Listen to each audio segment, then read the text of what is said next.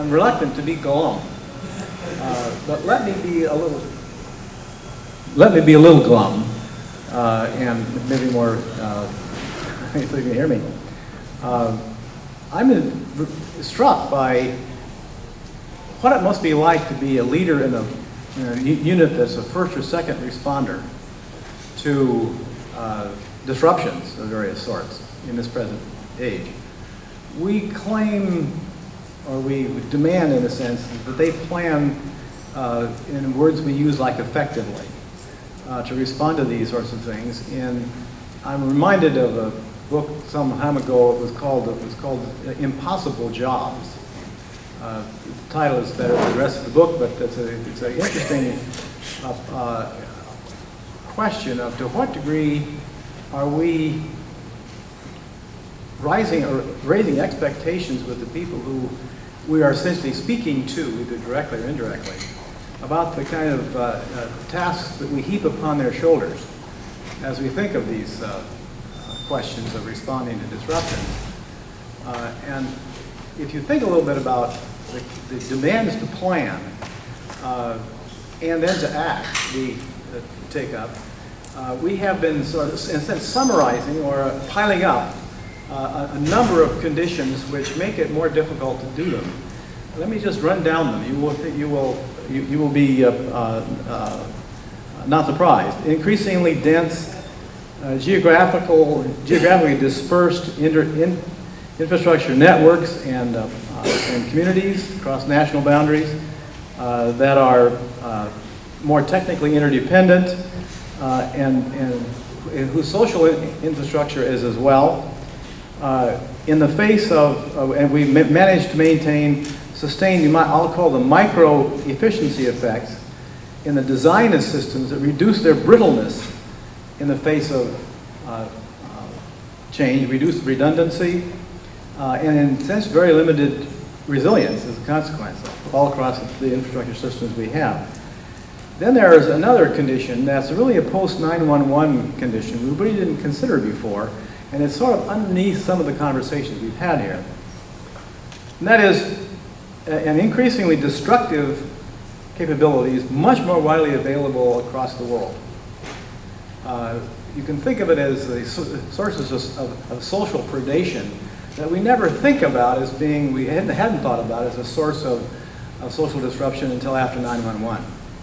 Part of that is a puzzle because we have the rise and maturity of adversaries who can draw on parts of their population that really do not share the same assumptions about the importance of physical survival as a singular measure of self-interest.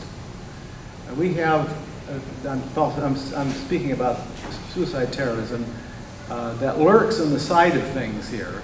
We talk about homeland security. That represents a set of tactical and strategic demands that we have never taken on before. And this now come at the local level, as well as the national level.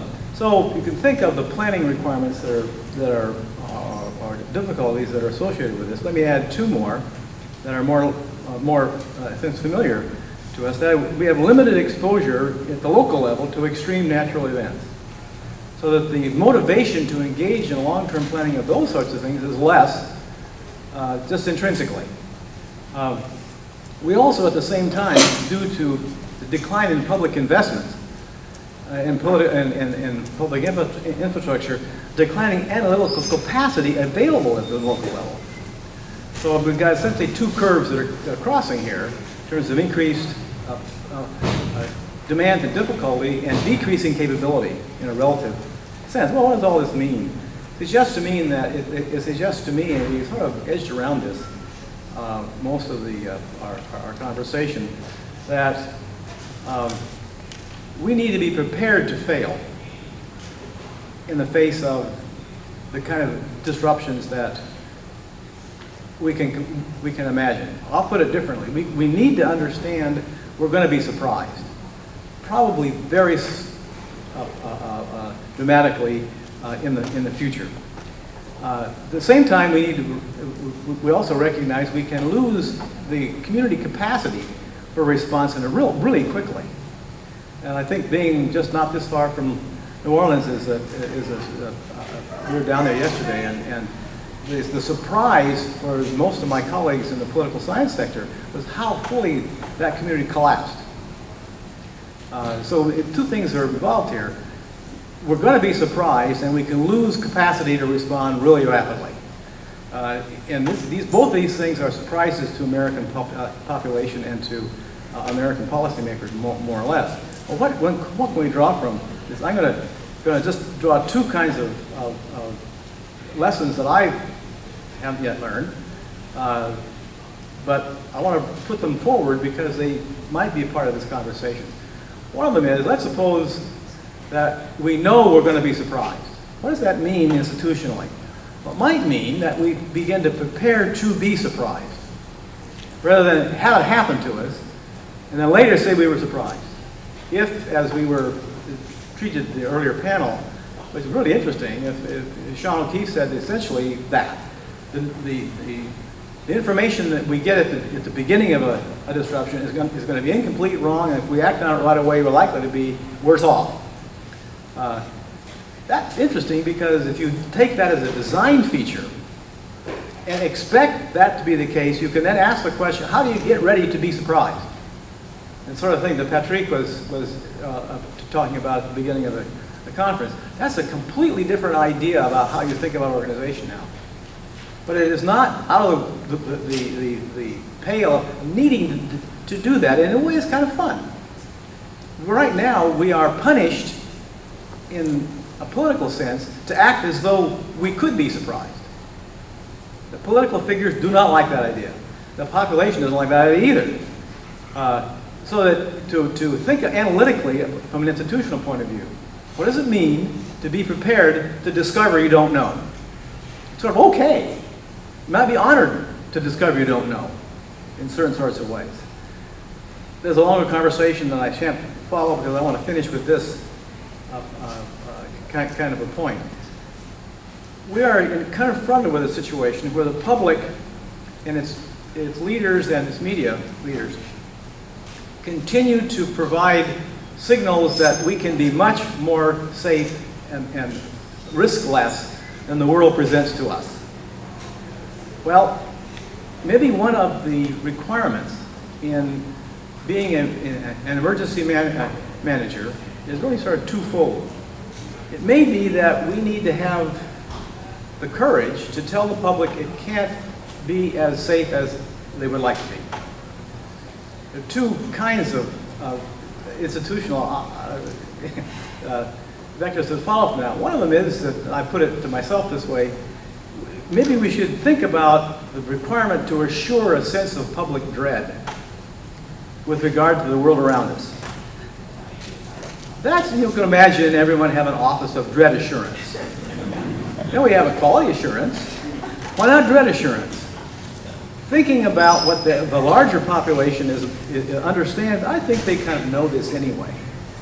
All right, and I want to end with an analytical suggestion. We might want to think about understanding each region as having a kind of estimate of expected suffering associated with the level of infrastructure development we now have in place and the capacity to respond to disruption against the kinds of disruptions that could occur. So that we have in place a variety of disruption responding infrastructure, police, fire, lots of other ones, that could go up to a certain level of capacity, of absorption of things to do. And we limit what that's going to be by the way we invest in it. But you can imagine, let's suppose that gets overwhelmed. Now, some of you in this region can be thinking, well, look what happened in New Orleans. At a certain level, they were able to absorb, and then they got overwhelmed. You could think about what happens in different regions if the present capacity for disturbance response gets overwhelmed. What might happen in various sorts of scenarios? I'm from the Bay Area. We have a lot of very fragile delta structures in the water distribution system for Los Angeles. If we have a seismic event about actually 15 miles from where I live, and the particular place, it will destroy the dikes in the delta and cut off water supplies to Los Angeles for a really long time. That's very interesting. You can imagine what might happen. Think of the scenarios, developments involved. And you know how much suffering you can alleviate. What's left is the level of expected suffering that we should imagine. So you could imagine in my reverie here, how about a biannual report of regional expected suffering? In those terms, not externalities. The use of language of externalities it might be accurate, but it takes the blood out of the effect. And I think Michael Brown was actually talking about this earlier in terms of the face of suffering. We able to speak about the consequences of the loss of capacity or the absence of capacity in language that masks from ourselves and from the population what it actually is going on when we lose control or we are unable to absorb in the institutions we have and ameliorate the experience people have with regard to surprises in their world. It's in a way, I've just now added 2 more job requirements for emergency management in a job that's already overwhelmed.